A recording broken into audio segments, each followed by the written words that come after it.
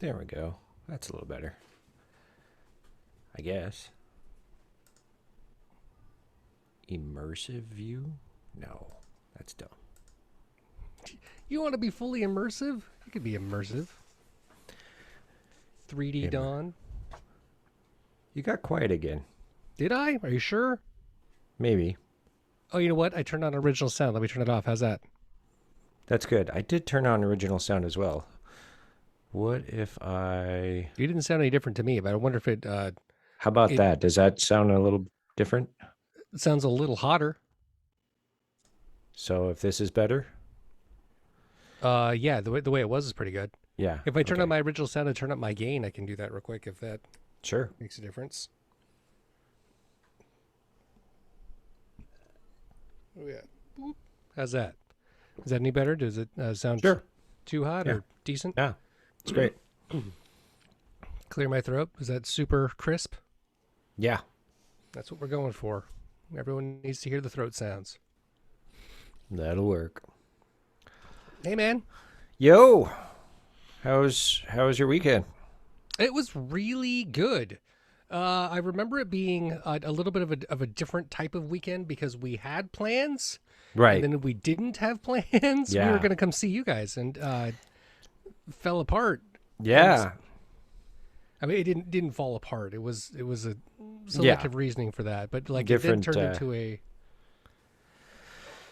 Yeah. Well, I mean, it's we always sort of have to wrestle with changed expectations, and I know I struggle with that big time. You know, it's hard. You know, when you've got a certain thing in mind and then it changes last minute. That can be hard to transition from. We booked our weekend too. Like you and I had plans. We knew what we were going to do on Saturday. We knew what we were going to do on Sunday. Yeah. And then like I had nothing to do, and I was like, oh wait a minute, what do I do? But then Katie reminded me that we actually had already took tickets to a concert that we were going to go see on Saturday. We were just going to let him go. Oh, so great! Now we could go to the concert, so we went and did that, and that was fun. That's we awesome. Had a good time and did some swing dancing there, and then she did more dancing that night and really enjoyed that. And I know she loves her dancing. She does, and she's been without of it for a year and a half because of COVID. Hasn't been able to, so it's been really great to get back into that with a bunch of vaccinated dancers. Yeah, I can't imagine the sort of creative social cup expression thing being bone dry for her for that long. Yeah. Well, I mean, you can kind of imagine it. We were talking about that for you, right? I suppose that's true, yeah. Of anyone that could relate to her the most for that, I think you would be the person. Because I wasn't. So, like, I had some opportunities. My creative outlets transitioned. Where my podcasting, where we got in person, we went to Twitch. So we were able to keep going. And I was able to still express myself throughout my training and at work. Yeah. So I was able to kind of keep moving, and she was just stuck. Just completely stymied. So she... eventually learned about gardening and throwing herself into that and some other ones, but none of it actually ever replaced the dance. She just really wanted to get that back. So she was really, really happy to do that. Really filled up her cup a lot. And then we were both up like till 12:30 on Saturday because she was out, and I picked up my ukulele again, started practicing with that, but I stayed up way too late playing it. And then we just kind of like let Sunday, we woke up, we're like, okay, we're going to paint the ceiling. We can paint this. We have time. Let's get ready to do that. After we watched Black Widow. And then we went and saw the Black Widow movie, which was fun, and got home. And then she had to leave halfway through because it was too loud. We haven't been to theaters in a long time, and her ears were ringing, and Zoe's ears were ringing. It was just way too loud. They couldn't. Crazy. So they left early, and so Josh and I finished it. Though when we came home, everyone was exhausted. There was no painting that was done. We napped. Yeah. We watched a couple other movies at home, and then we just, like, I went to bed at like 9 o'clock last night. Like, just passed out early. So talk about, like, so we went to see Black Widow as well this weekend. Yeah. And again, first theater experience ever in this whole situation. And, unfortunately, so we didn't have the overstimulation issue, which was nice. Good. But, we did have the people behind you talking throughout the movie. Oh, sure. And it's tough to call them on it because it was a kid, Yeah. And he's like, why did they do that? You know, Yeah. it's like, So as a dad, I get it, but shut up, come on. please. You How many know. people did you have in the movie with you when you were seeing it? Probably a grand total of 10, maybe. Yep, we had the same deal. We were in a 300-person theater, and there were probably 10 people there. Yeah. We were sitting way away from everybody else. I was up in front, but like there's those two sections. The stadium sitting in the front section. I like to be in the back of the front section. It gives me pretty large range of view. It's actually too close for me. Yeah. Generally, but for me, it's like front row of the first stadium section. Oh, so we're not far apart. We're not like far, just yeah. 15 feet difference. Yeah. So that's about where we were at. Katie asked to move further back because it was so loud. She was like, my ears are ringing after these first gunshots. I can't hear. It's like, okay, so we moved up. So we were still away from everybody else up there, but now there's 3 clusters of people, and we're all relatively close within a couple rows of each other now. And then she ended up asking them to turn it down, which they did. It was still too loud, and they had to leave. Yeah. But Josh was now next to me, so it was just he and I. And he's like, "This reminds me of that time," like not whispering at all. He was just going into it, like just trying to process. And I turned to him and was like, "I can't listen to you right now. The movie's on." Yeah, but it's like, no, you can't talk. You have to watch. And like it took him a little bit to get to oh, that's right. That's the rule. In theaters, you can't just talk through it. At home, like we've been watching movies at home all the time. Sure. Verbally processes, or that reminds me of this, or this. That's a good point. I didn't think about that with the other family because, I mean, that's obviously going to be their experience too. Like, no filter, just, it's not an issue at home. It's not. Right? If you're cutting me off, I'll pause it if I really have to. Exactly. Or I'll tell you, shut up, we're watching the movie. But usually, if it's an issue we have to talk about, you need to process. But out here, you can't pause the movie. Nope. Yeah. Oh.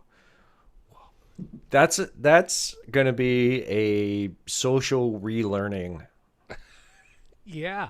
And it's going to be really aggravating. I think it's going to be that way for a lot of people. Yeah. Right? Because it's even the idea of getting there at the time that you need to be there, that took the kids a bit. I'm like, hey, movie's going to start in 10 minutes. Like, when do we need to go? Now. Like, oh. And they were excited about it. It wasn't like we were dragging them to it. They were ready to go. But it's just the concept of not being as readily available or readily, changeable as needed. Yeah. Well, I was thinking about okay, so during COVID, how did you deal? How are you dealing during the pandemic? We've all had to learn different things to keep going, right? Yeah. And despite all of our deficiencies or, it's just, there are things you can't do and you have to find another way. And one of those ways that I found was, we weren't going out as much, and, Grubhub kind of made up a little bit of that, but I just kind of found myself with a little bit more disposable income because I was one of the very few, and I'm sure few and very fortunate people to have absolutely zero interruption in my employment. Yeah, that's great. And in fact, in my opinion, it got better, a lot better.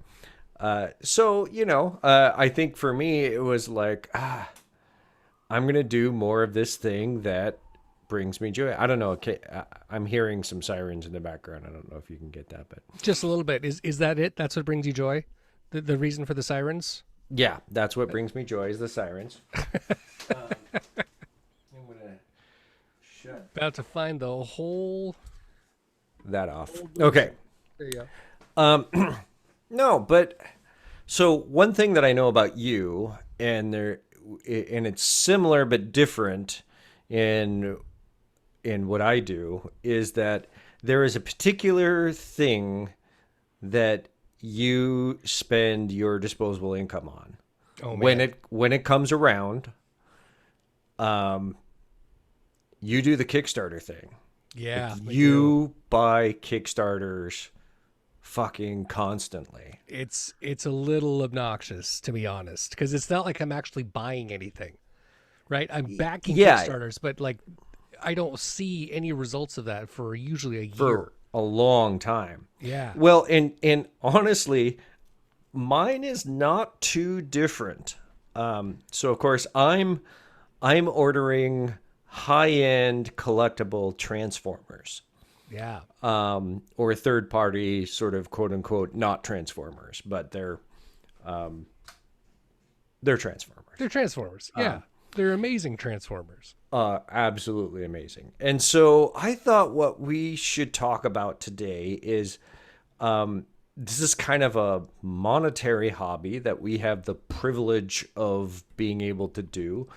And not everybody's able to do that. And so maybe they can live vicariously through us or whatever they, and actually I must say, in some of the forums I'm in, and I'm sure you are discovering the same, there are people in very, very different economic circumstances. Oh, yeah. That do a hell of a lot more than I do in this regard. So, it's priorities and you figure it out. But for me, of course, I have been collecting these higher end collectible Transformers for about 3 years now. I got into it right around when I turned 40 or so. And then, but you've probably been backing Kickstarters a little bit longer than that. Oh, yeah. I think I started backing Kickstarters in 2014. Maybe even end of 2013. Kickstarter was fairly new. It wasn't the newest. Yeah. I wasn't the very start of it, but it was not around very much. And I saw it change, and I saw it go through a lot of different kind of processes and things that it went through. But yeah, no, the Kickstarter thing for me started out as being a follow-up to one of my great hobbies, which is board gaming. Yeah. I love board gaming. And I got to be clear, because just like you said, there's a variety of people that plays different things. I am now encountering, and I've seen it before, that there's a variety of different board gamers. So when I back things, I don't just say I play all games, because I'm pretty clear there's a few games I don't play. I'm not a big fan of the long-term war games or strategy games. Sure. In general, I would say I'm more of a casual game collector. I like to play casual games. If it's longer than 2 hours, I'm usually not into it. Unless it's a really fun theme game, then I'll get behind it. That's consistent from what I know about you. Yeah, right. Like I really, really like the theme, and I don't overplay. I have several friends who like we're gonna do a 7 to 8 hour game sesh. And I'm like, so do I. Many of them are the same. Same people, and they really dig it. And I can endure it once, I think, but I just don't have that kind of dedication to that level of focus. Yeah. So because I like playing a lot of board games, and I like searching for them and finding them, there's a lot of ways that you can do it. And one way I found where that search gets kind of curated for me is Kickstarter. Interesting. Because it will reveal things to me, especially if you do the magic search. It will look at my history of the things that I've backed and things that have been important to me, and it will find similar matches. So I have been introduced. The algorithm. The algorithm, and it's got one, and it's been Algae really rhythm. weird. Did you watch Space Jam 2? I did watch Space Jam. Did you watch that? Oh my God! Yes, we did. saw it on Friday night. Yeah. Wow. I mean, it was. Can we just talk about that for a second? Let's yeah. Algae rhythm. So, I mean, it's first off, the first one wasn't that great. It really so wasn't. Let's not really get our expectations super high. And there's a weird culture behind it, but even when it first came out, I was like, this movie is garbage. Yeah. Like, I just couldn't get behind it. And maybe it's not for us. I don't know. Right. But it, so I don't know. For me, the bar isn't that high at this. And, if you're a Looney Tunes fan, this is a thing that you're going to be kind Even of that, into. I feel like, is a dying breed, because Looney Tunes don't hold themselves up very strong anymore. You got to look for them. Well, so yes, but I still think they're awesome, but they're harder to consume. Yeah. Because it used to be where you just turn on a channel and then you'd have a half hour of somebody else picking a bunch of Looney Tunes and Merry Melodies from decades. Yep. And you just get what you got. And, and so that's how it's best consumed, honestly. I agree. Like, if you get, it's not like you can't have season 1, season 2, season 3, whatever. Like, Looney Tunes, Merry Melodies, Warner Brothers cartoons, they need the shuffle option. Yeah. And shuffle all and allow repeats because that's how it was. But that's just not a thing anymore. It's all on demand. And that was kind of my thought with Space Jam coming out. I'm like, is this even going to be relevant? Like, who knows who these people are? Like, I've had kids for 10 years. Looney Tunes is not a part of our life. Like, that's like that's just not something that was easily consumed or getting to know. So even when my kids were excited to see it, like, they were excited because they knew who LeBron James was. And I was like, do you know what the cat is? Do you know who Sylvester the Cat is? No. How about Yosemite Sam? No. And they didn't have any context for them. They had no. Caitlin had no idea who Marvin the Martian was. Yeah. She's like, who's that? Like, that's Marvin the Martian. What, are you kidding me? Oh, yeah. Cartoons are different now, and accessibility to cartoons are different now. When you go and search for Looney Tunes, it's like in order and stuff. It's just not. I don't know. It's like, here's everything Daffy Duck. Right. That's not how you consume this. That's how you study it, right? You gotta have a Looney Tunes cartoon show, the Cartoon Hour, right? Is that what it's called? Yeah. Looney Tunes Cartoon Hour. Whatever, I don't know. I'm moving on. Well, real quick. The movie wasn't about that, right? Like, it was very clear. Like, these characters were in here, but they could have been anybody. There was very few like special items about them. It really was. It was 100% what a sequel of that movie should have been. It was really, I mean, for me, it was super boring. Super boring. It was boring. I had no attachment to anything. I thought Don Cheadle. I thought the CGI Don Cheadle at the end was really, really stupid. Mm-hmm.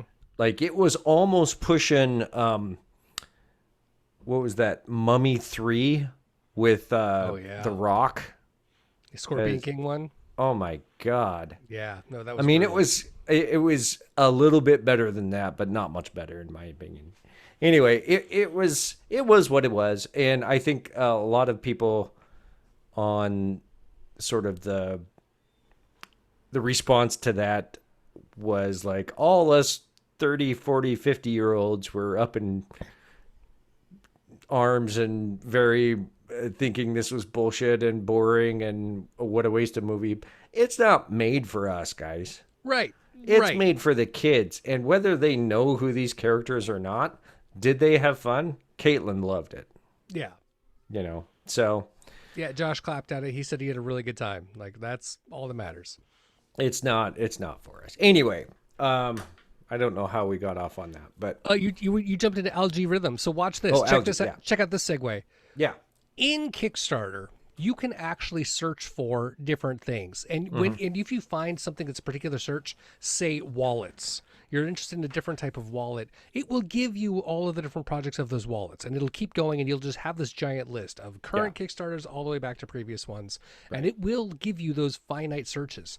However, if you back particular searches, maybe I backed a wallet, and then I backed a belt, or I backed a game, it will find other ones that were like that particular model, and it will start curating those for me. So just like the way the Looney Tunes was curated, it wasn't all Daffy Duck, it wasn't all Bugs Bunny, it was a little bit of each one. That's what my Kickstarter does for me now. And so it is a generation of just an entire machine that pumps out and says, this is what your shopping looks like. And it keeps repeating itself. And so I have literally backed 3 different Kickstarter wallets. I don't need either of them. Okay, so this leads into my next question, because I know you back a lot of board games. I do. Whether they're casual or larger. You were a big backer of the Marvel United. Big backer of that one, yep. Which is a freaking awesome game. I love that game. So the thing that I love about our friendship is that we each have game sort of focus or specialties, right? Like there's a thing that's your game and there's a thing that's my game, and we don't have to overlap because it's like owning them together. Right. Yeah. We have 2 different halves of the same collection. Yeah. So, I mean, for me, obviously it's Marvel Legendary. I'm also collecting the Time Stories, generally. And there's other stuff too. But I mean, I don't know where do you put all this stuff? Because you have so many games. I now have many games. In fact, so many games that what? I have over 220 board games currently. How many of them are not opened? That's a question you don't ask people normally, Don. That's a personal question. Hang on a second. 15? I've got 15 or 16 that are still in shrink wrap, I think. That's a number that was lower than I thought. So. Well, I have used a couple of them as gifts. So yes. I've had some games of like, I got a birthday gift. Hey, I never played this one, and I'm gonna go and let this one go. Yeah. But of the 15, that I've got 6 of them that are really high on my really want to get to this list. Yeah. When I can do it. The deal is I live with people who are even more casual gamers than me. Yeah. So Katie loves games. She does enjoy playing them, but she really needs to be in the mood for them. It does not give her that energy and that recharge that I get out of them. Yeah. Which is part of, honestly, I think the reason I started really backing a lot of Kickstarter games, because it became my surrogate game. Mm-hmm. It was about, can I get this really cool game at this really great price? And if I back it with others, I can get it to be these very cool things. Yeah. And so you can get really high-end games that if you were to buy them at retail, once it gets there, it would be a lot of money. But you're getting them. Now, again, you back them at a certain level. You get all the stretch goals or whatever. Right. But you don't get them for like a year. Exactly. Or whatever. But you're not wrong. I'm getting them at cost. You mentioned Marvel United, right? So I did the, it's called? The Ultimate Pledge or the Infinity Pledge. No, it's called the Ultimate Pledge. So Marvel United is from Cool Minis or Not, the Come On games. Mm-hmm. And so they have a whole bunch of miniatures, and it's just a bunch of different Marvel figures. And in the Kickstarter version, you get an extra, I think, 70 different characters that you will not be able to get in retail. They don't sell them at retail. So at only Kickstarter you could get these extra characters. And so I have a grand total of like 113 different characters, heroes, and villains all over the place. Any idea?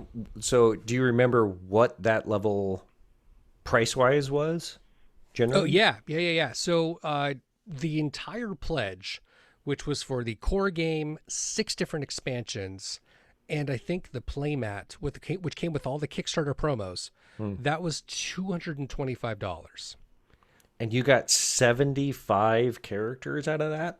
No, I got 75 extra characters out of that. I got a total of 113 characters. Wow. So the core box, all of the expansions, and then this entire box of promo characters. What is the core game retail for right now?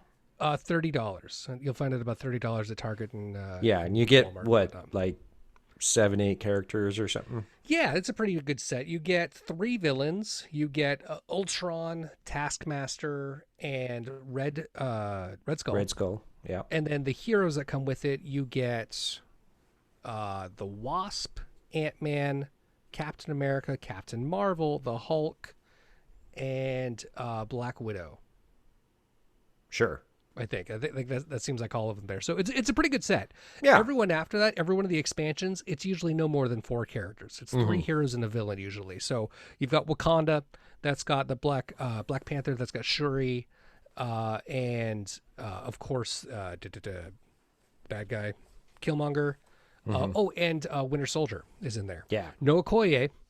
Okoye is not in that set, but you can get Okoye as a Kickstarter promo. So she was she was a Kickstarter exclusive. That's awesome. So I can add her in the set as it goes. But like each of the expansions is that way. So there's one hero that like would be kind of missing from that. But as a Kickstarter backer, like you got all that and more. Mm-hmm.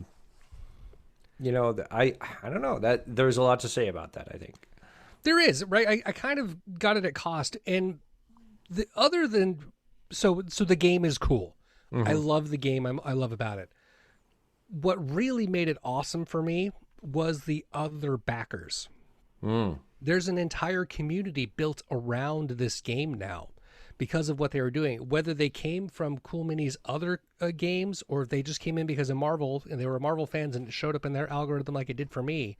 We all hang out with each other now online. We see each other on Facebook group or still in the Kickstarter where you can leave comments back and forth. I met a guy named John who lives in between us in Everett. And when Marvel United did a second run, they did a sequel game, the Marvel United X-Men. Mm-hmm. They had a whole bunch of expansions for that game, and I love the X-Men, but I didn't know most of these characters. I'm not a huge fan of X-Men like I am with the Avengers. But they did have the Fantastic Four as one of the expansions, and I wanted that one for my game. But I couldn't justify spending $95 on the base game just to get this one expansion. So I contacted John, and he bought that game for me. He bought the expansion, and now he and I trade conversations online, and we trade beer. We just actually built a friendship up out of it. And that happens with every one of the games that I back. Mm-hmm. All of the Tiny Epics, every one of the Tiny Epic series that I back, or the other levels of games. There's this new game you're seeing behind me, Heroes of Barcadia, right? Like that is a game of dungeon crawling, but your life meter is a pint glass. And every time you take damage, you have to drink. And so your life level literally goes down until your cup is empty. Or you can heal yourself and just add more booze to your drink and then just drink your way through the dungeon. Wow. Everyone does it. Like all the characters are this way. It looks like it's going to be so much fun. And it's completely my level of game. That is really cool. Fantasy-based dungeon crawling with drinking. Yeah. I mean, because obviously you have the ginormous Red Dragon Inn set. Yes. That's been your other game. So when I think of you, I think of, as far as games go, I think of Tiny Epics. Yep. Like the Tiny Epic everything. And that, now who does that again? That's done by Gamelin Games. Yeah. So they make great stuff. And you know what? The thing that I love about the Tiny Epic games is that they are totally different from each other. It's not the same game mechanic from each one. That's true. You know, generally. Yeah, you'll find some similarities usually, but they're all different. But they are that way. Very different games when you play them, generally. And so that's one thing that and they're not kidding about the Epic. Like, you get this little tiny box, but holy crap, does that thing expand as you play it and stuff. Yeah, it grows. They're always kind of big games. I remember trying a couple times, like, this will be a small footprint. We can just play in this little spot. No, it takes a whole table. Yeah. It's a big game. Those are cool. The Mint Works. Oh yeah, the whole Mint collection now. Yeah. Yeah. So, and I'm happy that they sort of expanded that, because that was a really fun, and now it's an app and everything, so that's great.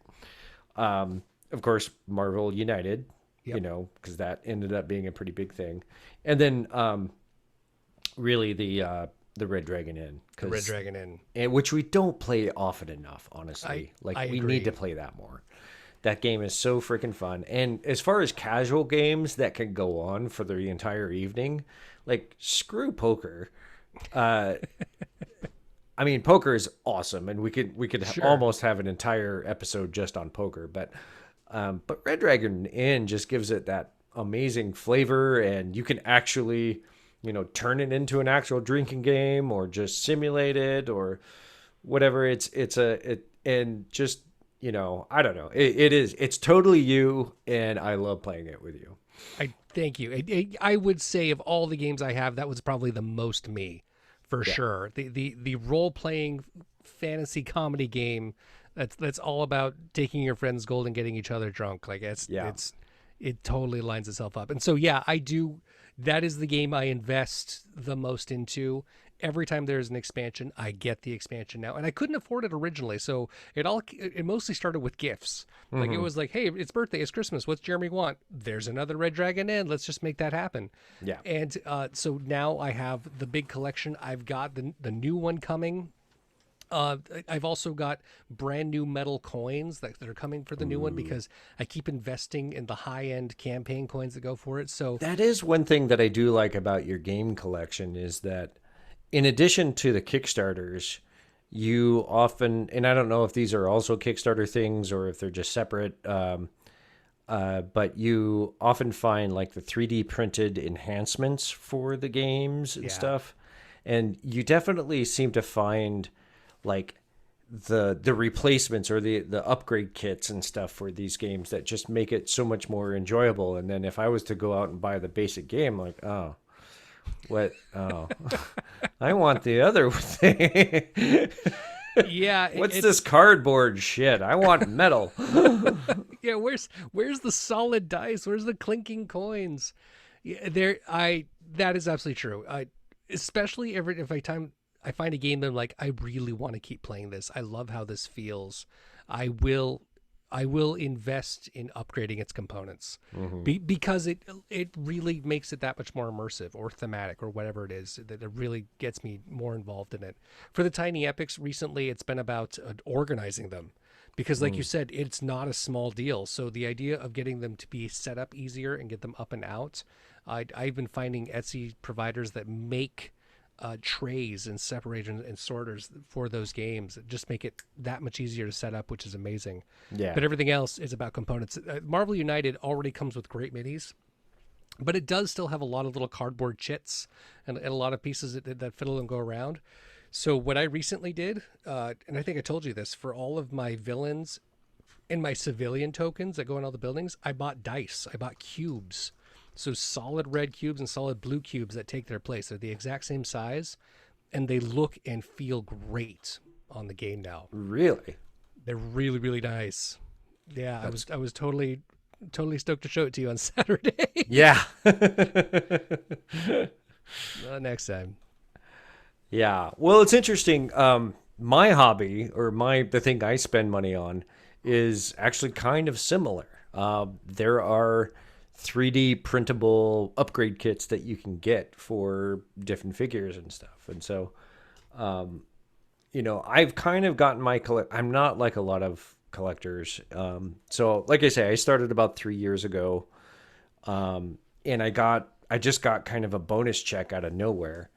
And I was like, hey, Cindy, who's my wife, do you mind if I spend some of this money on really, really overpriced, expensive Transformer things that I would never otherwise even consider buying? And she's like, yeah, sure, why not?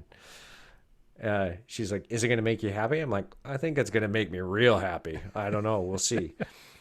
And I was stunned. I was just absolutely stunned at what these were like. I got my very first set. So there's a certain line that all these basically are based off of. So the main core line is Transformers Masterpiece. Okay. And that's out by Takara Tomy and Hasbro. And that's like the official Masterpiece. And so, and it didn't really start out as like they had a consistent scale. They were a little bit all over the place when they first started. But eventually, after a few figures, they even kind of rebooted and like MP01, Masterpiece 01 is Optimus Prime. But MP10 is Optimus Prime 2.0. Okay. And so that they kind of rebooted that and just changed it so that they were all kind of a similar scale to each other, and so like the Lamborghini guys like Sideswipe and Red Alert and whatnot, those became the standard size for car Transformers. and how tall should they be in robot form and how do they scale with Optimus Prime, and so this became this sort of consistency scale, and as well as kind of like QC, quality control, and quality of the figure. Can I ask a detail on that real quick? Yeah. So MPO1, right? We're going to call that the number one, the Optimus Prime. Was that size based on the old toys from like when we were kids? No. MPO1 is huge. Huge. Okay. He's big. He's bigger than MP10. I don't have him because he's kind of a piece of junk. He's very dated, but he's kind of a classic. A lot of people, and then they had the Seekers too, like the Starscream and Thundercracker and Skywarp, and they had a version. And again, I don't really know if I don't own any of the sort of first generation stuff. I kind of came in right around MP10, which is Optimus Prime, and forward. And so MP11 was the Seekers. So a Seekers, again, if you're not a Transformers in the know, is the 3 characters, or many actually, as they expanded on, that turn into sort of F-16 or fighter jets. And they all sort of transform into similar or the same looking robots with different paint jobs, but they're different characters. And so, we're talking about, again, Starscream, Thundercracker, Skywarp are the main, the big 3. And so MP11 had those 3 variants. We live in the age of variants, so that's kind of basically what that is. And there's other ones too that they would do spin-offs of or whatever. But and then you would have like the MP 12 and 14, which were Sideswipe and Red Alert, and there are a whole bunch of repaints on those. So they're Lamborghini Countach, which was apparently a very, very, very, very popular car in the 80s. And Robots in Disguise, Lamborghini Countach is what you decided to blend with cool. Got that. Everyone's got one of those. Yeah. Won't be able to be seen. So, and it kind of goes on from there. Like, you got Soundwave, MP13, and Megatron, and, various others that come out. But there are third parties. So they can't call them Transformers, and they can't call them by their specific character names. So they make it up, but they are building their version of a masterpiece of that character their way. Okay. And so and it's not a knockoff. That's a different sort of category, a KO. Okay. But the third parties really, they just like, well, Takara is not cranking these out and doing, this specific character or that one, so we're going to do it. And so they came in to sort of fill the void of the characters that you were missing. And some of them do it better than others. And then you do have the KOs, the knockoffs, which in some cases, the knockoffs are better than the originals. Really? That's impressive. That it doesn't always happen. Oftentimes it's not the case. And honestly, knockoffs is kind of a misnomer in a lot of ways, because a lot of the knockoffs are Takara's done with the mold or whatnot, or they're, and they're getting, these other companies are getting like factory seconds, right? Okay. So yeah, they're sort of flawed. They're not what they would release as the official, but it's, maybe they have looser joints or, whatever it is, but maybe the paint job isn't as precise or whatnot, but it's not like, they're specifically copying that, so that is one way. But then there's others where they're specifically copying the mold, and they're trying to improve upon it. Or another sort of approach to doing a knockoff is they oversize it. So they'll take what what the official came out, and they'll copy the mold, but they'll enlarge it a certain amount. Oh, okay. Got it. So that like blowing up an STL file. Yeah, Or yeah. whatever. Yeah. Whatever it is. So yeah, so you might get this character that was the official, but he's too small and for your collection or whatnot. And so this other company copies it, but makes it bigger, and now it fits better. You know, that kind of thing. So there's a ton of that out there. And I don't need to go into a lot of the details, but Though it sounds like you could. I could. You know what you're talking about. I could. But what I've learned throughout this is if I'm going to be spending the money on this kind of stuff, my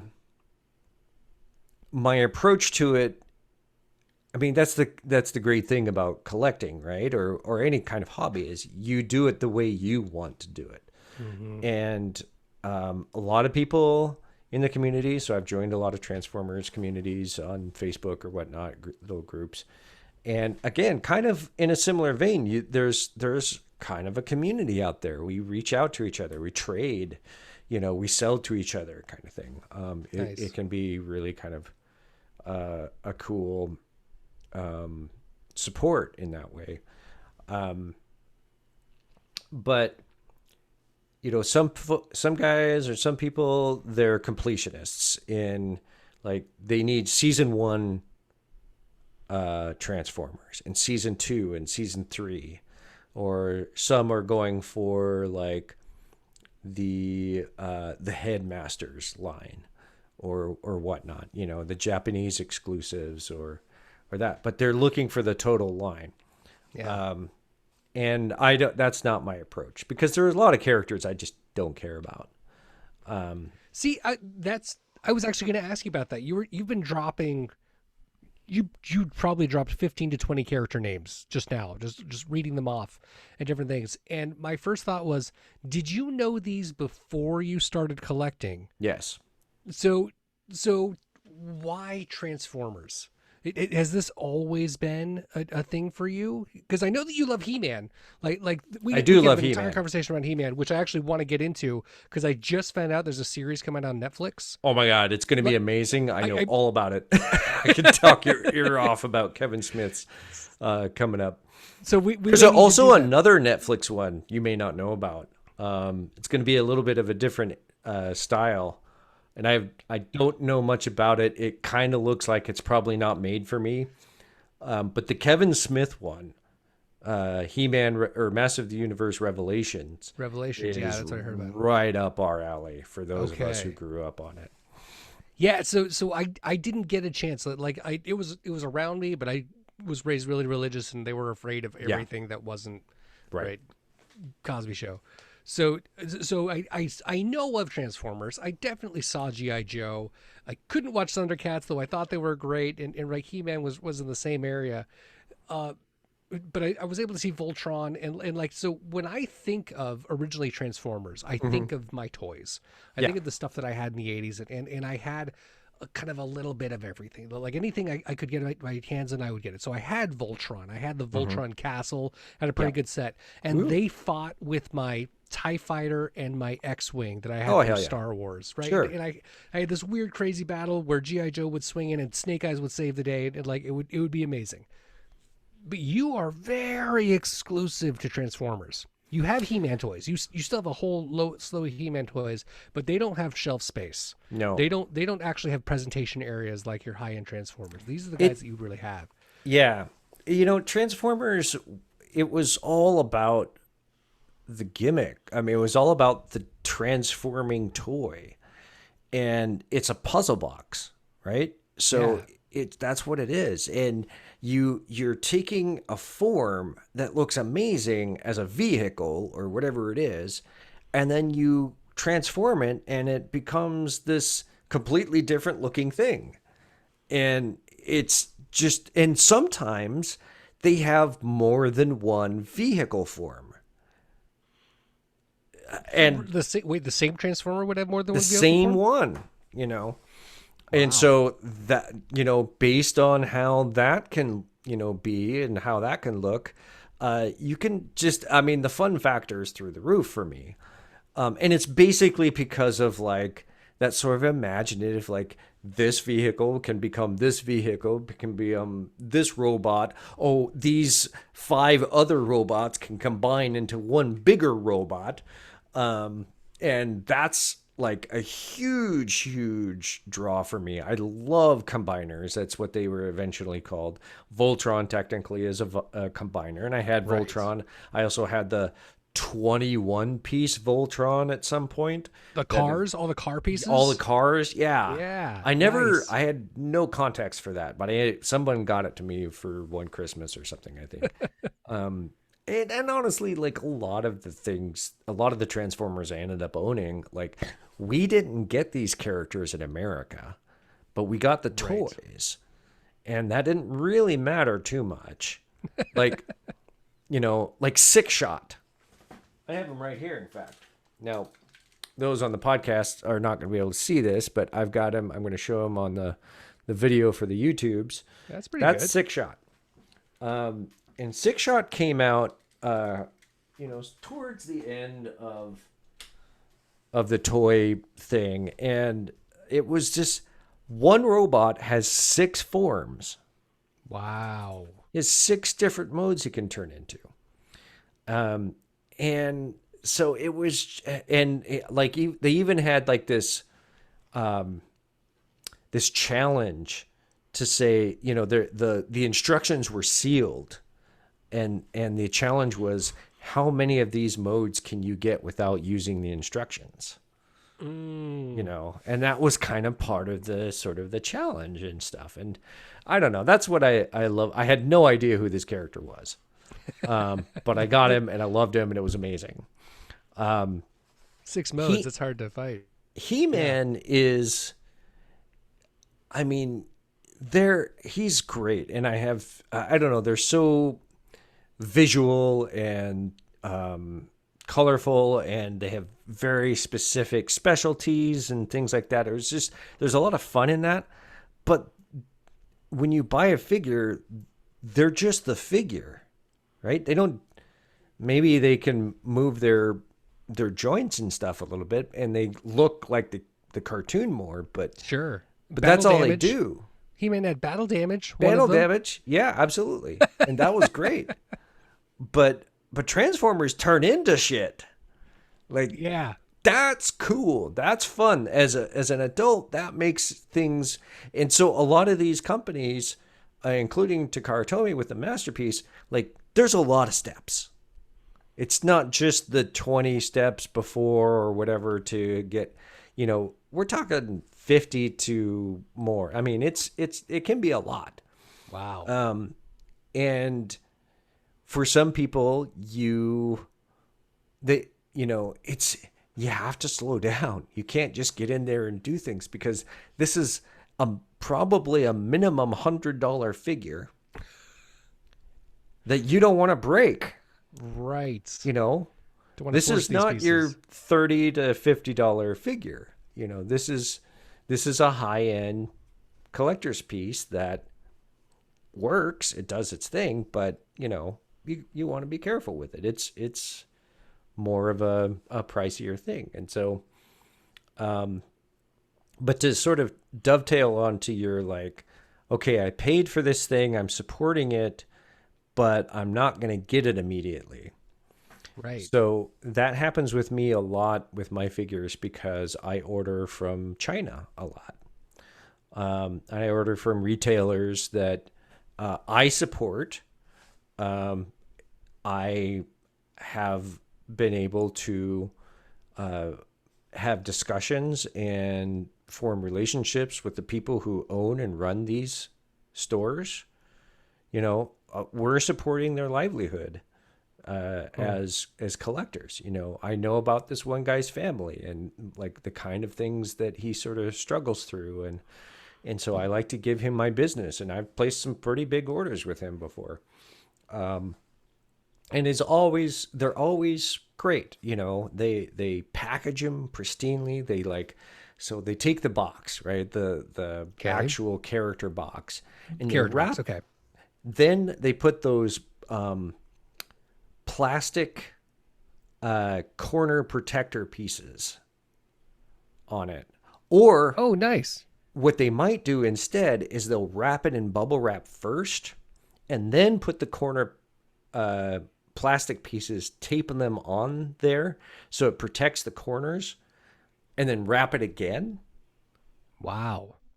And maybe after that they'll wrap it in plastic and then set it in a styrofoam shipping box and cover that with like shipping tape and slap a label on it. Like, Wow. nothing's going to happen in this thing unless like someone runs over it with a forklift or something, which happens. It's China, you know. Sure. Yeah. But A lot of forklifts. but they know, they care about what they do, and it's really fun.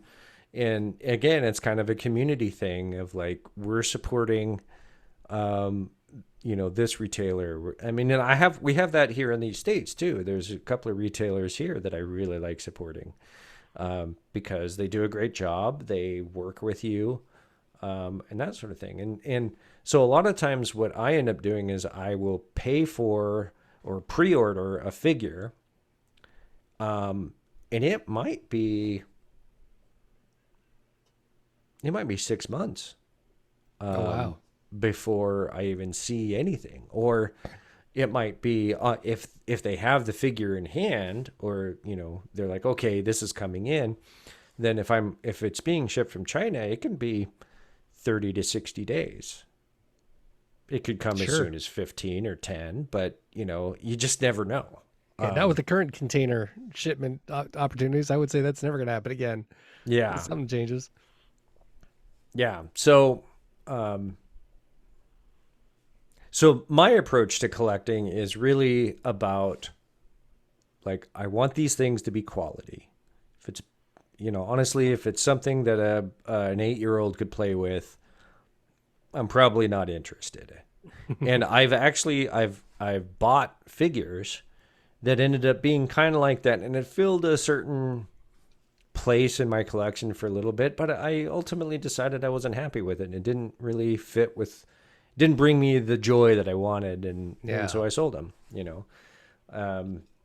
and the vast majority of the figures that I own are either characters I really care about, they're characters or toys that I had as a kid that I wanted to upgrade from, or they're characters or toys that I didn't have as a kid that I wanted and I never got. Mm-hmm. And then from there, it's just like, I really like interesting individual original takes on characters. So like a unique design of this particular character, this particular team. And just a different way of doing it. That sort of excites me. There is one exception to my collection from those rules, and that is my Lamborghini guys. Right. The Lamborghini guys. I decided that I was a completionist in that particular realm.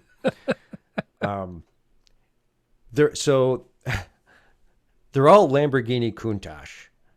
When they transform into their final form, it's this car. It's the Lamborghini. It's a good looking car. It's very 80s. It's still a good looking Lamborghini. It's so 80s, and it's I mean, it's a crazy 80s, absolutely 80s car. For sure. And especially 80s cartoon car. Like the angles, the boxy squareness of it, like perfect. Mm-hmm. Or triangles. I wouldn't say square. A lot of triangles on that kind of thing. And it's weird how many characters there were in Transformers that decided to take that specific car. And then the different companies who decided to make those characters had different approaches to going from car to robot. And so the engineering differences can be wildly different for the same character. But when you all transform them into the car, they all look like the same goddamn car. So even though they transform completely differently, and they end up, they're all the same car. They all can wildly differ in the way they look in robot form completely. And they can change size. So there's one that was the standard for this line, and it was MP12 Sideswipe. You can look it up, Masterpiece MP12 Sideswipe. And he was this gold standard for this model, this type of transformer. You know, he transformed into this thing. There's a lot of repaints, different characters, whatever. Well, other companies said, okay, we're going to make it that exact same size and that same car, but we're going to do it our way. So they invariably end up all about the same size, but they can change differently. And the one company that still amazes me for a variety of reasons, and they have a huge following, is a company called Fanstoys. And Fanstoys typically makes pretty high end. There's a lot of metal in these things, transformers. But their engineering can be unbelievable. So this guy I've been holding, he is called Spoiler, and his actual official character name is Breakdown. Okay. From Transformers. He's a Stunticon. Now I have versions of this character that transform into a robot roughly the same size as Sideswipe. Same, height and same car size or whatever. Fanstoys, roughly pretty close to the same car size as Sideswipe. Okay. But he's like shoulder and head taller. Whoa. By some freaking magic. Now, another company called DX9, they made a version of this character, but the car is bigger. But okay, like the expanded size you were talking about earlier. Yeah. So he's a little bit oversized. He's a little bit oversized. He's not quite. He's sort of an in-between size, but he's bigger, and you can see when you put him side by side, he's definitely bigger. But when he transforms into his robot, he is about the same size as Fanstoys. And so the whole idea that you can take a car that is the same size of this other one, but make it bigger when it transforms is just mind-boggling magic.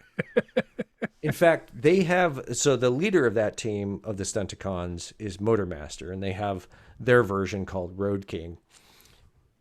99% of anybody who's attempted to make Motormaster either does the trailer separately, or it's like the first part of the trailer and then that gets separated.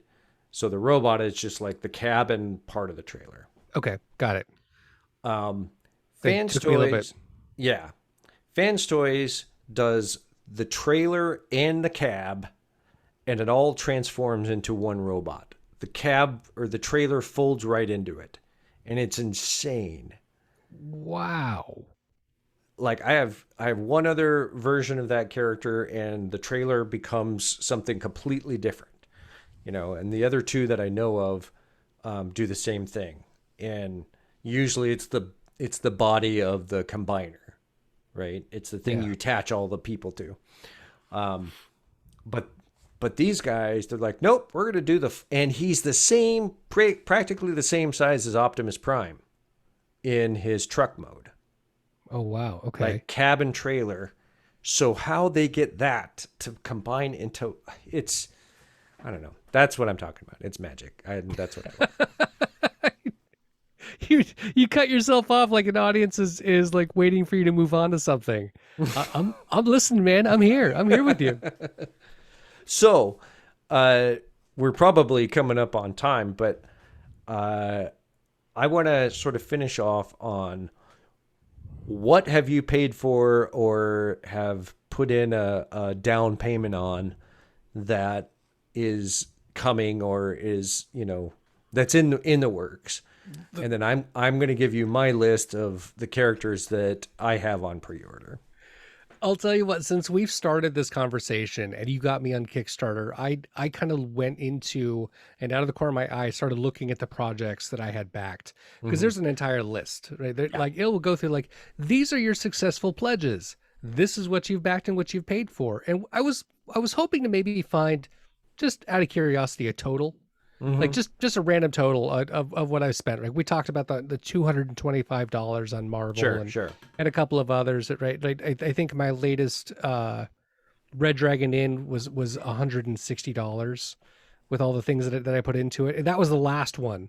Yeah, I think at grand total I'm almost up to $1,000 on my Red Dragon Inn game or multiple games, as it were.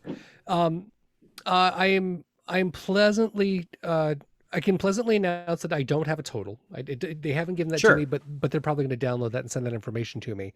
I will tell you that if I look at my last 5 pledges, I see 118, 37, 45, 95, and 39 pounds or euros, excuse me. So that alone tells me that this year, and we're only halfway through. And I wasn't necessarily looking for a total. I'm more like, what are you backing? What am I looking at? What's the stuff that's coming? So the ones that I just read off, those numbers, I am backing Heroes of Barcadia, which I was like I was showing you behind me. That's that big game.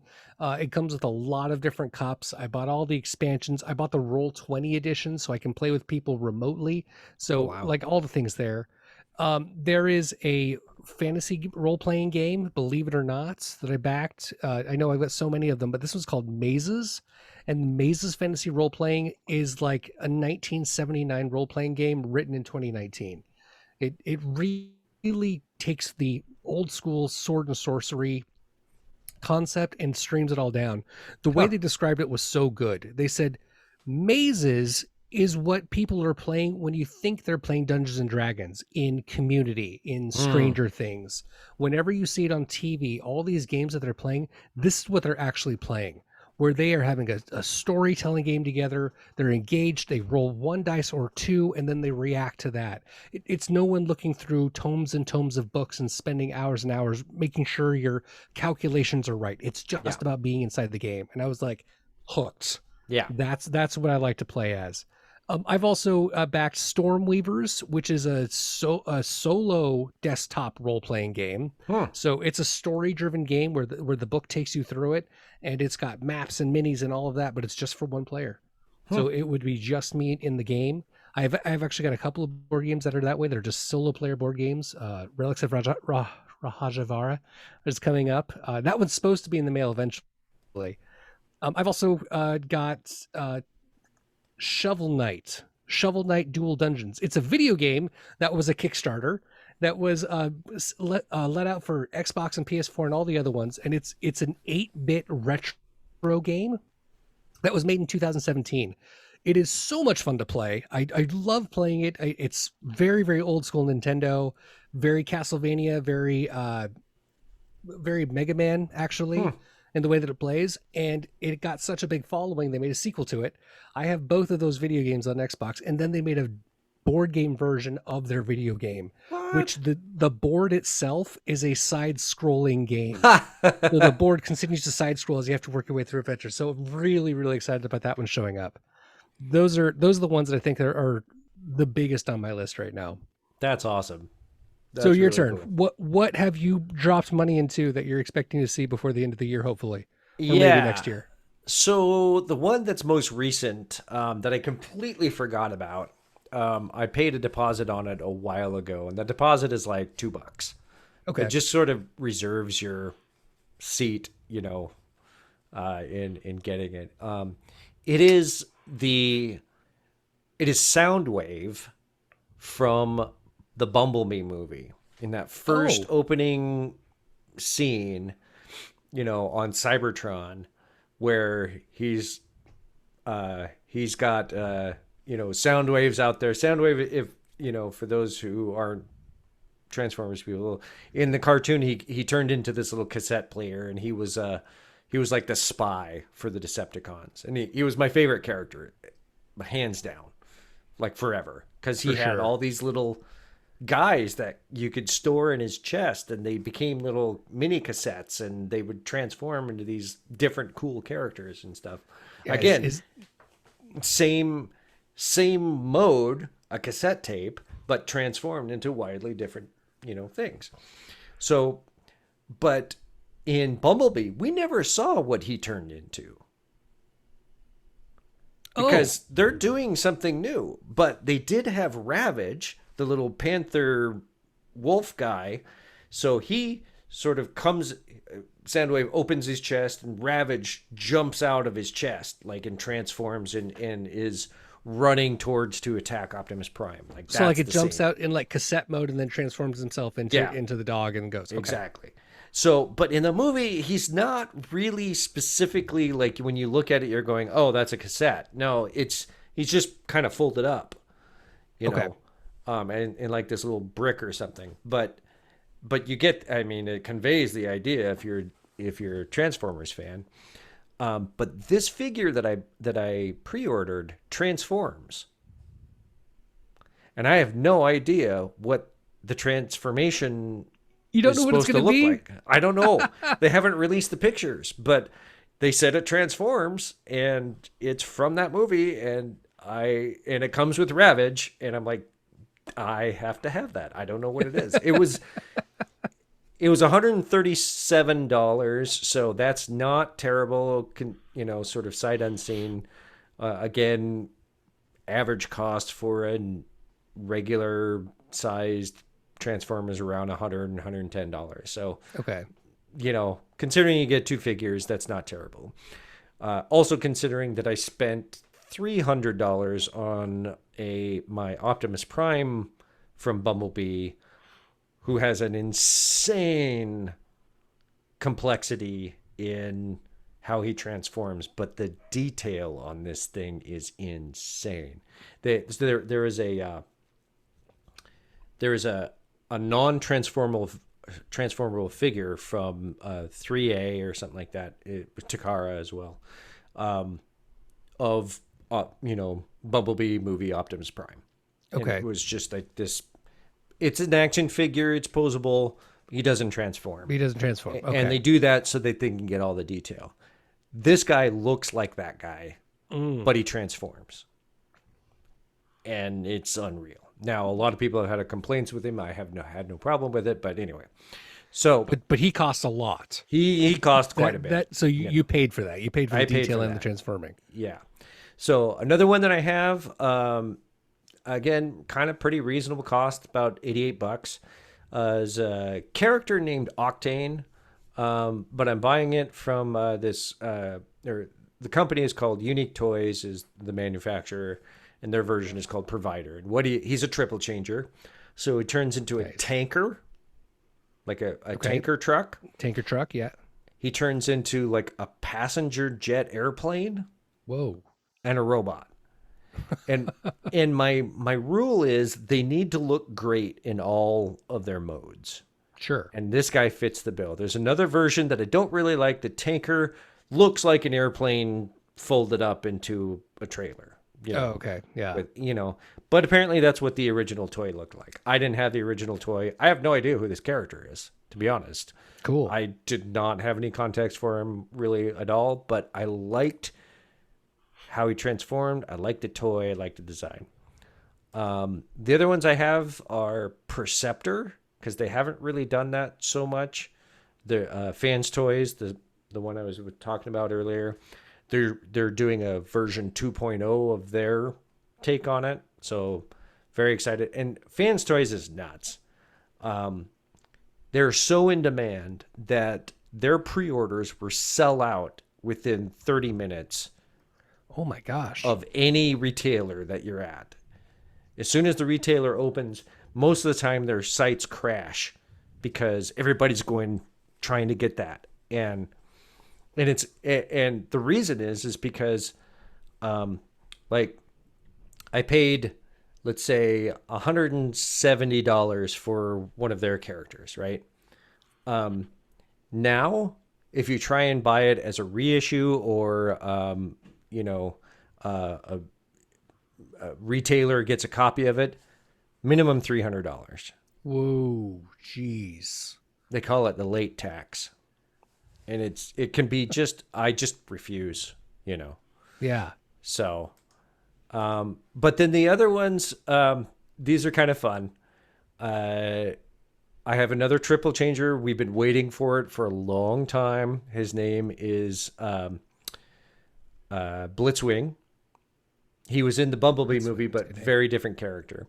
So, but Blitzwing is a triple changer. He turns into a tank, a jet, and then a robot. Wow. And I have him as the original toy. I still have the original toy. The tank turret's missing on mine, but he's one I'm getting for nostalgia's sake because I had him and he was awesome.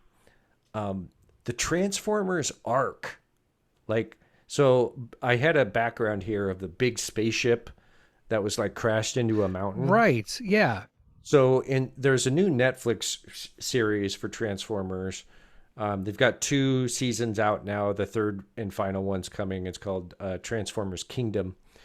And in that, apparently, the Ark, the big spaceship they're all traveling towards will transform into a robot. Whoa. And Teletran Run, which is the big computer of the other background I showed you, also transforms, which is the first time we've ever seen that. So pretty cool, but I'm a little skeptical. It is kind of made for kids. And so that's one where Shapeways and others will be creating 3D printing upgrade kits for just to make it a little bit better.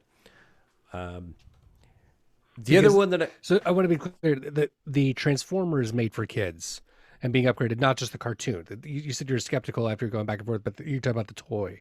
The toy, yeah. Okay, got it. It's still really cool. I mean, it's still a good toy, but it's the quality of the plastic is not quite what I would normally collect. But he's a big guy, and I've never had an Ark, and he's never transformed before. So I'm interested in it. I think I could do some custom painting on it to make it look better. Cool. And then with the upgrade pieces, I could probably make it look really good. So I don't know. We'll see. But the other one that I'm really excited about, and this is the last one I'm going to talk about, I told you about how some companies are sort of taking their own take on things. Well, there's one company out there, they're called Toys Alliance, and they're doing some kind of Warhammer 40K thing, but if it was crossed with Transformers. Okay. It's like a Mad Max, think of a Mad Max semi-truck. Like a Warhammer Mad Max semi-truck that transforms into a robot that is post-apocalyptic style and that sounds rad. I had to have it. I mean, I don't know anything about this, but I don't play Warhammer, obviously. I know you don't either, but that was part of my kind of hesitation. I didn't know if you were talking about the same Warhammer. Yeah. But that's the war game. The war game, yeah. I mean, we know about it. We know what the genre is, but nice throwback to what we don't play. Yeah, that one's barely a board game. It's not really a board game at all. It's a war game. It is a war game with the miniatures and the landscapes. So those are the main things that I'm kind of excited and interested in, and may show up by the end of the year or whatnot. There's a Starscream 3.0, so they're releasing a new version of the Seekers. They do look quite a bit better. They're pretty spendy. Like Sure. they've Takara's jacking up the prices these days, and I haven't decided if it really warrants the increased price tag. But It's a good thing you and I like getting things in the mail. That makes this a lot more fun for us. well, that is another aspect of this. Is like, so I've talked about how I order from China a lot. There's a lot of people in the community. They're like, how long is it gonna take when I order this? Blah blah blah. I'm like, every time I've ordered from these specific retailers, they've always shown up, and they've always shown up in pristine condition. I kind of don't care when they show up. It's kind of like Christmas when it does, you know?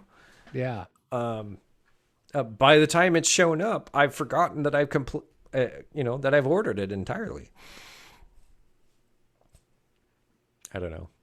It's a privilege to be able to spend money on this kind of shit. It really is. You should be able to take joy in these things. And that's what this really is about, right? It's like when I hold this figure, like I feel the energy of how giddy and excited I am. I've got to be able to have that. I've got an Insecticon right here that I just got. They came in a set of 3. A lot of people, I posted a picture of this on my Facebook. These were expensive, and I'm holding this. The weight is amazing. He looks like the toy. He looks like the cartoon. I had one of these guys when I was a kid, and I don't know why it just makes me so damn happy. But it does.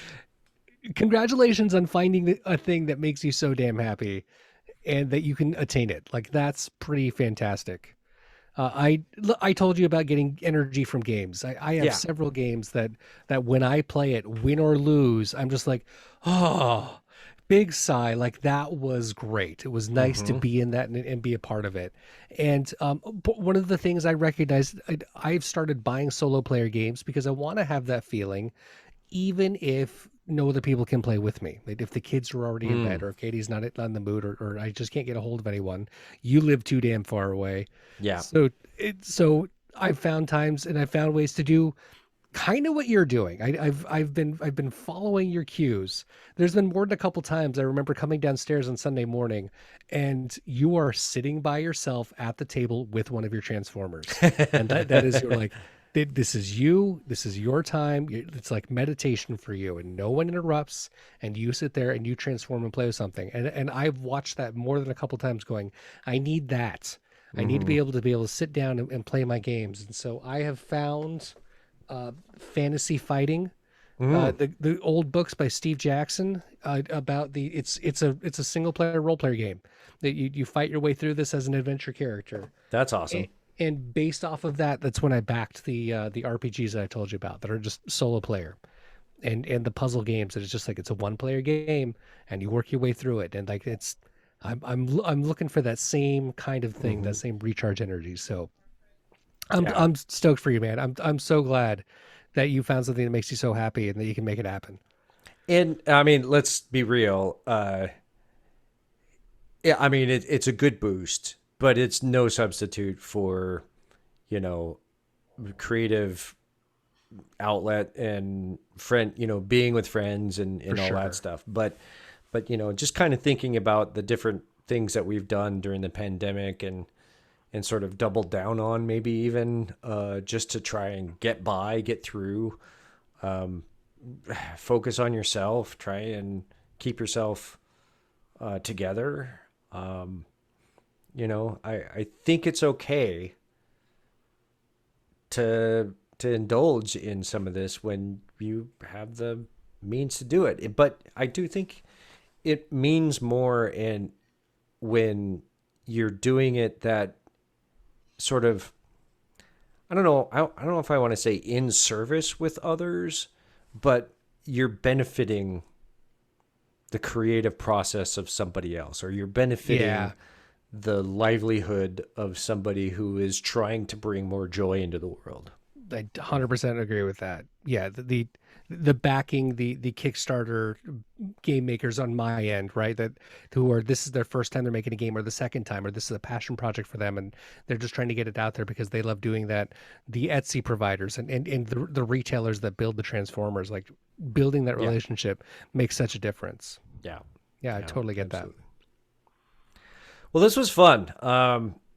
I'm I I want to know. I need to hook up with you offline about some of these one-player things because Yeah.